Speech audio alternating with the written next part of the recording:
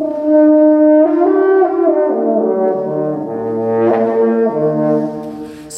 this is the horn that I've been using actually for a lot of Boxwood&Brass projects, and for this project, the Harmonie in Beethoven's Vienna. This is a really nice instrument to use. It's what we would call a standard natural horn. By that I mean that there's no unnatural valves.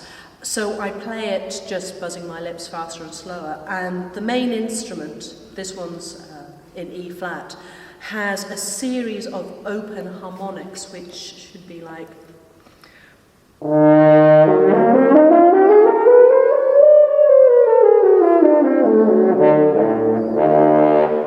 and being a classical horn, sometimes called a hand horn, all the gaps between that series of notes, the gaps between all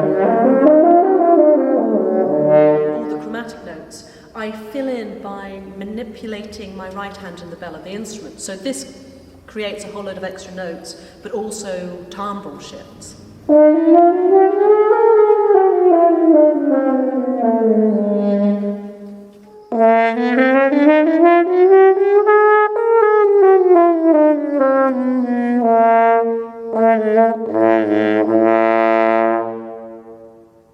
One of the things that people often notice about it is that if you were to compare it to a modern horn, we don't have any of the valves, any of the gubbins here. I need to have all sorts of other bits of tubing to do the other keys. So I think for this program I need G, F, D, I think there's a bit of B flat basso.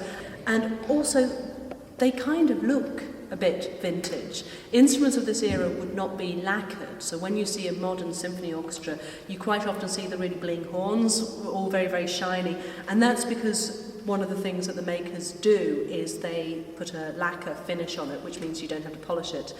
And one of the issues, if you have an original such as this 1820s Raoux, is we're cautious about polishing them too often because we just don't want to wear the instrument away.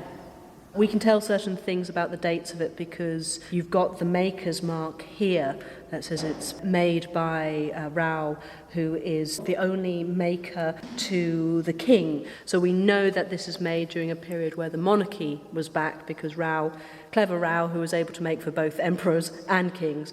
And also you've got the address, Rue Sapont in Paris, which was very much the hub of a lot of instrument makers. And then the final thing on this is this little mark here, the poinçon, which is hard to make out, but it's the Marcel Auguste Raoux monogram, so MAR. So these are all little bits of information that we use when dating these instruments.